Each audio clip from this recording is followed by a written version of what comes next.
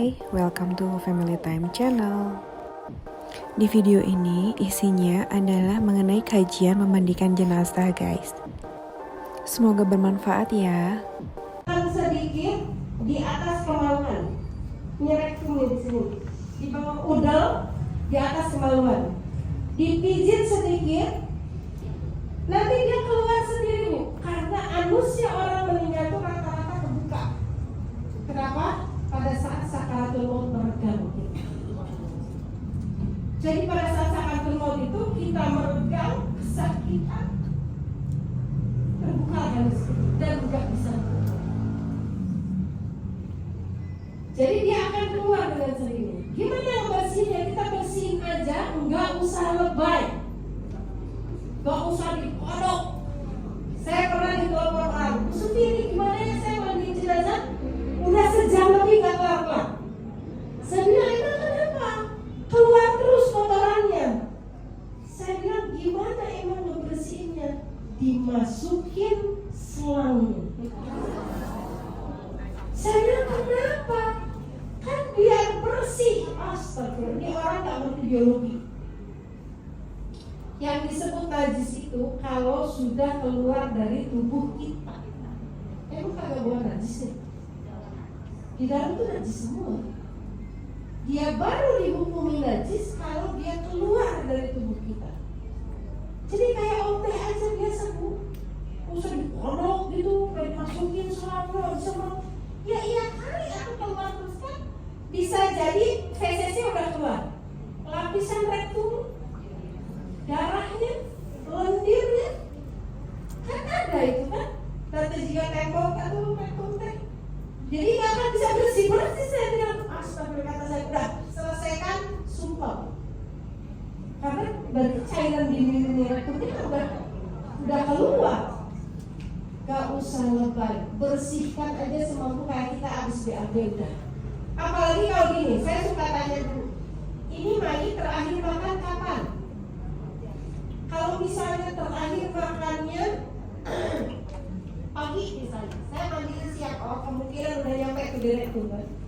Tapi kalau udah berhari-hari disumi nggak bisa makan, udah usah dibersihin, apa-apa itu, ya, dah bersihin. Nah, pada saat ini saya biasanya nyuruh anaknya, karena itu daerah sensitif kan. Neng, mau nggak ini bersihin kubur? Caranya ya biasanya kayak kita ombek. Ibu, Niki udah protes soalnya.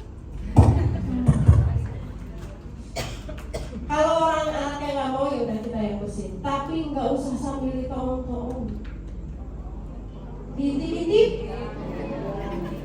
Ini rasa-rasain aja lah, diraba-raba aja, menjaga supaya kita nggak melihat auratnya. Kecuali kalau saya bersufi, dia tuh habis operasi, hati-hati di situ ada jahitannya misalnya. Baru tuh saya agak saya lihat supaya nggak kena operasinya terus.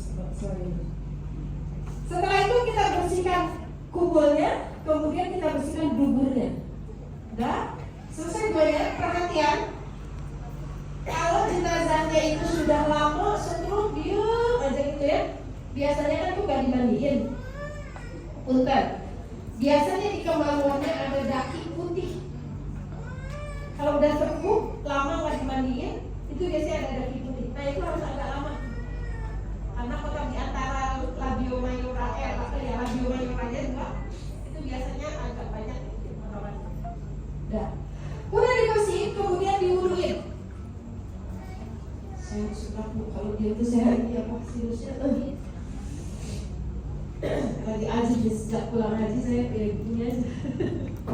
Pagi, siang, sore, malam mau panas kayak apa tetap aja begini. Nah ini udah selesai. Diwudukan seperti biasanya kita wudhu, dah putih. Tapi ada musuhnya yang kakinya nggak dibasuh, enggak. Tapi berarti nanti dibasuh setelah itu diwuduin lagi. Kalau saya wudhu, mandi, wudhu. Jadi diwuduin dulu sempurna, dimandiin, beres itu saya wuduin lagi, biar afdol. Setelah selesai diwudukan, kita buka ikatan rambutnya.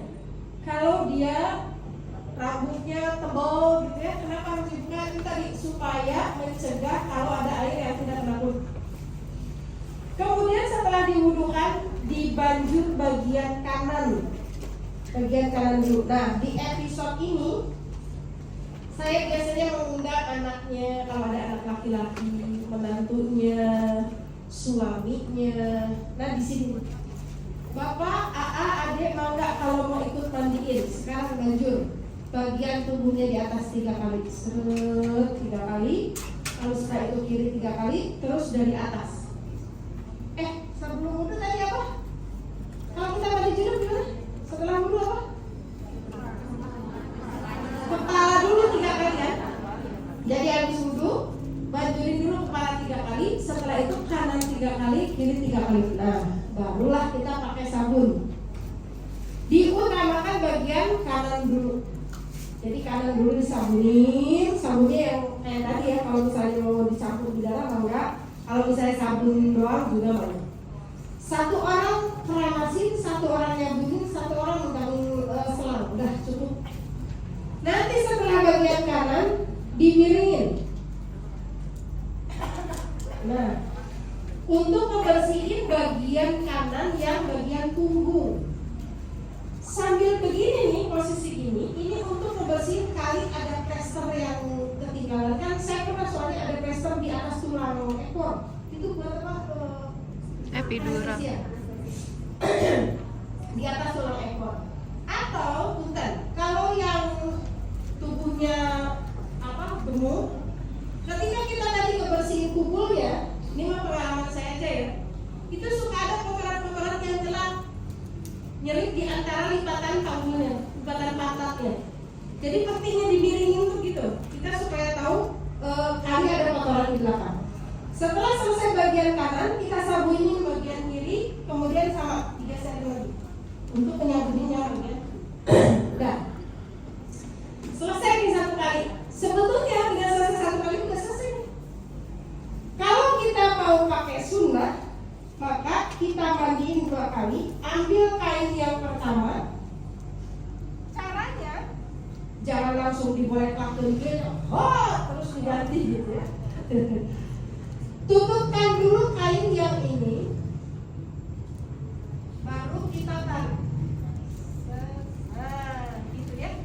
Jadi kalau kita mau ganti, tutup dulu, baru yang basahnya ambil. Lakukan itu seperti tadi. Nanti yang ketiga kali diguyur pakai air kapur bagus. Kalau ada parfum lebih baik. Itu sunnah. Kalau pakai parfum di air mandi itu sunnah. Jadi nanti si jenazah tuh enak bu, kitanya tuh enak. Harum jenazah. Karena bau kapur tuh gak enak. Nah udah ya. Beres ini di mana dibanjur kapur barus di bawah itu ya. Langsung kena. Hikmahnya itu untuk mengawetkan supaya nggak cepat busuk. Kali nanti dikuburkannya berapa jam kemudian gitu kan. Udah ini kita mau bungkus nih ceritanya. Nah ini sekedar berbagi teknis saja. Ibu pernah lihat gak jenazah begitu digotong pantatnya kelihatan, punggungnya kelihatan. Orang kalau ngebungkus jenazah biasanya gini, dibungkus terus disesepin aja kan ke belakang ini. Makanya kalau saya ngebungkus jenazah dari suami, saya pakai 2. Gini, tarik. Yang ini nanti saya selipin sampai ke ujung, sampai ke bagian badan sini. Nah gitu. Kan nanti yang lengkap belum tentu mahram semua. Kadang-kadang Pak Satpam, Pak RT, tetangga kan gitu kan. Lagi hidup aja boleh kesentuh kan gitu. Kenapa? Iya di luar kuasa bu kalau yang gitu tuh, makanya kita harus pakai ilmu. Nah kalau saya gini, nggak ada lagi Bu Suti kain panjangnya, saya biasanya minta spray. Spraynya sih spray yang suci yang bersih.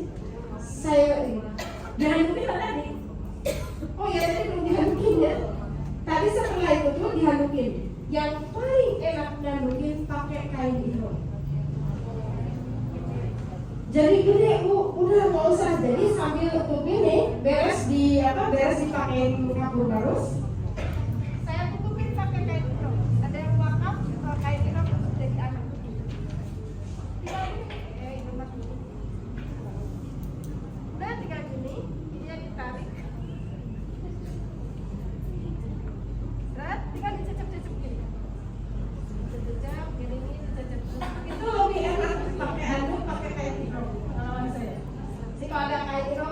rumah, wakafin aja ke masjid buat aku main. Dah. Setelah memandikan ini, dikepang 3. Rambutnya dikepang 3. Kalau panjang, kalau pendek gak usah di-extension ke salon dulu. Itu sunnah. Makanya rambut kita jangan terlalu pendek. Ya kita bisa jalan yang sudah terakhir. Gimana dikepang 3 itu? Jadi setelah ini Bu, kita tarik rambutnya ke sini semua. Tarik, bagi 3. Yang ini dikepang, yang ini dikepang, yang ini dikepang. Jadi ada 3 kepangan ya. Yang ini dikepang, rambutnya dibagi 3 bagian. 1 dikepang, 2 dikepang, 3 dikepang. Pakai karet nggak usuri? Nggak usah. Mau pakai karet ya, nggak ada larangan juga lebih benar. Yang benar itu dikepang. Jadi dikepang 3, terus nanti dikembalikan lagi ke belakang, ya. Dikembalikan ke sini. Dikepang, harus dikepang ke sini. Sudah, nih. Kenapa dikepang 3? Karena perempuan Arab zaman dulu rambutnya nggak kayak kita. Kalau kita diikat paling segede buntut kucing. Ya kan ikatannya lain segede gini. Orang Arab itu kalau nggak diurai dia bisa begini nih. Karena ganjel. Makanya harus dikepang. Lah terus saya tuh nggak tebal-tebal banget. Ngapain dikepang 3? Ngikutin sunnah. Udah banyak banget. Ikutin sunnah udah.